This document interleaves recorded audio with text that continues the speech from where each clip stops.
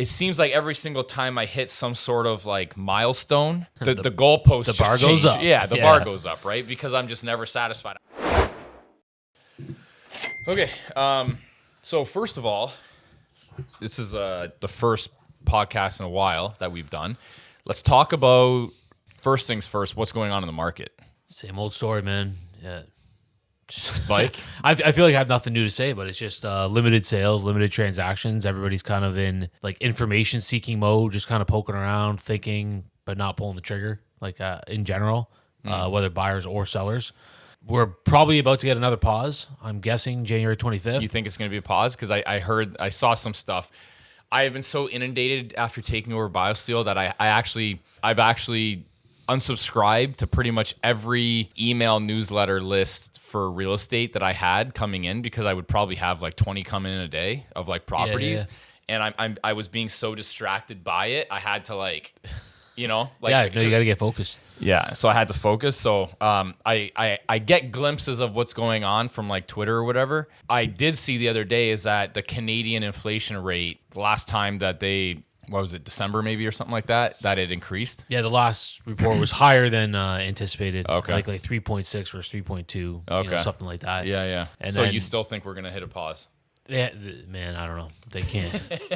They can't. They're at peak rates, in my opinion. Once again, if you dive deeper into the inflation numbers, it's the biggest driver of inflation is mortgage interest payments. Like it's 26 or 27%. Yeah. Without mortgage interest payments, inflation would be running at 2.5. Interesting. So if you raise rates, you just actually make the CPI print even worse. Also, I don't trust those numbers. Like, to be honest, I'm sure they're vaguely accurate, but like if they want to tweak them, which I think you don't want positive news out there. You don't want the news that rates are coming down. Okay. Yeah. You don't. If you're the government, because the idea that rates are coming down gets people back in the market. It gets the consumer spending. Yeah. So what do? Inflation's hotter. What do? You put out reports that rate hikes are back on the table. So I'm not saying that's the case. Obviously, I have no proof, but like that's what I would do. Yeah. So I don't trust any government numbers. I don't trust any CPI prints. I don't trust their GDP prints. I don't trust their job prints. You know, even in the U.S., they come out with a job number and then they revise it down like 50% the next month, right? Because they're trying to fudge numbers for whatever reason at that time. Don't buy it. You just don't believe anything the government puts out. You can't. You just can't, nothing. though. You just can't. Yeah. You can't. They have an ulterior motive, so you can't. Yeah. They're not unbiased, right? Very interesting. So that's the gist of it. That's now, it. So nothing's changed. Yeah. I've got a question for you. Like I got in a little engagement on Twitter where somebody's kind of going back and forth. And I was saying like how real estate is one of the best. Somebody said that stocks are better than real estate. I retorted that, hey, I don't know anybody that got rich in the stock market. Everybody I know got rich in real estate, whatever. And he says, yeah, well, that's great, but businesses are really the way to get wealthy. Buying businesses is the way to get wealthy. And I said, yeah, you know what? You're right. If you want to get like really wealthy, like it's got to be probably through a business. Mm-hmm. And then I said, real estate for sure, not get rich quick. Mm-hmm. And then I said, well, I think that your percentage chance of getting rich in real estate is much higher than a business, because I would running agree. a business, man, like what's the failure rate? Yeah, high, like pretty much 100%. Something 95. It's pretty close to 100.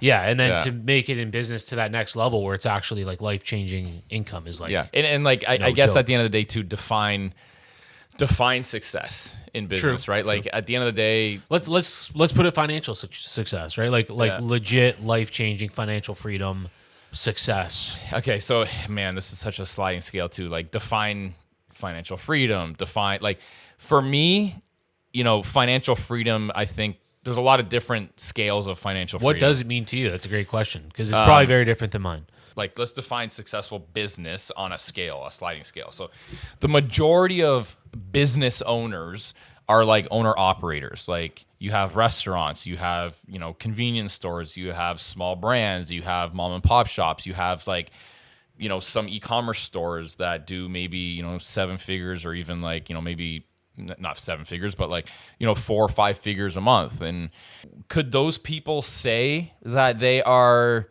financially free? Yes, I think, because their idea of financial freedom is like, I don't have a boss watching me and I'm making my own money, so I am financially free. Mm-hmm. To me, financially free means I get to do whatever I want whenever I want and however I want. And I feel like that's a big difference. Now, it seems like every single time I hit some sort of like milestone, the goalpost the bar goes up. Yeah, the bar goes up, right? Because I'm just never satisfied. I remember thinking like, man, when I hit, $1,000 a month in sales on, truesupplements.com, which was Canadian Protein back in the day. Man, when I like that's how I know I got something. Then it's like, well, I can't like that's only like $12,000 a year. Man, when I hit $10,000 a month, That's the now number. now I really got something. And then I'm like, you hit that number, and then you're like, fuck. I bet you when I hit 50K a month, I've really got something. Then it's kind of like, well, But man, when I hit 100 a month, that's really going to be a game changer. And then it's like when you hit a million, but man, can you imagine when you hit 1 million a month? That's crazy, right? Then you hit 1 million a month and you're like, well, I'm the same guy. Nothing's really changed. Yeah. And then you're like, okay, well, but maybe when you hit like $2 million a month in revenue, things will change. And then, but you know what? Like it hasn't really changed that much, but definitely when we get into Costco, it's definitely going to change. And then you get into Costco, and then it like doesn't really change. But I'm gonna buy BioSteel, and then that's definitely gonna change things. And then doesn't. When we say change things, what do you mean? Like I mean like a satisfaction that you've reached the pinnacle. Yeah. And this is it. Yeah. You're at the top. Yeah. There's nowhere else to go. Not that there's nowhere else to go. Obviously, there's like billionaire status, or like there's all kinds of different levels, obviously, but I've never been satisfied. Like no matter what milestone it was, you always, so now I'm just like, I'm not trying to reach these milestones for satisfaction purposes, like, because I know I'll never be satisfied. It's just the type of personality that I have. It just is what it is. I've realized that I'm not in it for the money. It is, don't get me wrong. Like I'm not doing it for free. That's for fucking sure. This is not for free. However, the motivation is more so, I'm more motivated by, I guess, how can I explain this? Is it fun? Is it like... No, it's not fun. Fuck no, it's not fun. It's living my life to its highest potential, I feel. I feel like that's what we're really all here for. Because when you live your life to its highest potential, you more than likely are creating an immense amount of value to the world and bettering the world, and then also bettering the world around you. And then as a result of that, you're also influencing the people around you or inspiring the people around you to also do the same and live to their highest potential. And then if everybody collectively did that, the world would just be a better place. Right, because more than likely when you're, and a lot of people seem to think that like when you're reaching these high, milestones, or you're doing stuff like that, you have to be a bad guy, right? You're in it for the money, and you're just this and that. But I disagree, because you're not considering the fact that like everybody could just do it. Maybe my potential is higher or lower than some people, but that doesn't necessarily mean that you can't live to your highest potential. And I truly believe that when you're living to your highest potential, it also means living to your highest potential of being a good person, right? You should do it at all costs and be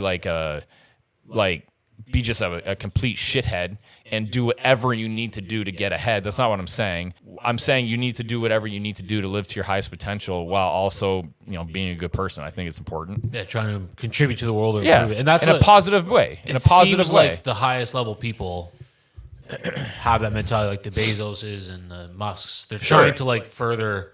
Yeah, the world is better. Humanity, it seems. Yeah, the world is better off with them in the picture. No doubt. It just is what it is. Like, called it quits. Yeah, think about how many people have made a lot of money from them, how many lives they've affected in a positive manner. People just look at those guys as like, they don't need all that money, but what like they don't have that money sitting there. Okay, like that's a lot of people just think, oh, they just have billions of dollars sitting in the bank. No, if they sold everything, then they would have arguably billions of dollars in the bank, and then the tax man would come and fuck them over, and then all this stuff. But you have to consider like they employ thousands and thousands of people, and how many lives have they positively affected, along the way, right? Making money, investing, jobs, Incalculable. great jobs. Incalculable. Like it's a ton of positive a ton of positive reach that they've inflicted on the world. Yeah. But you're right about that socialist argument that they have too much and that should trickle down to everybody. Yeah. And I'm sitting there like, it does. Yeah, Maybe does. not to you directly because you don't want to work or whatever the case is, but it's filtered to millions of people. Yeah.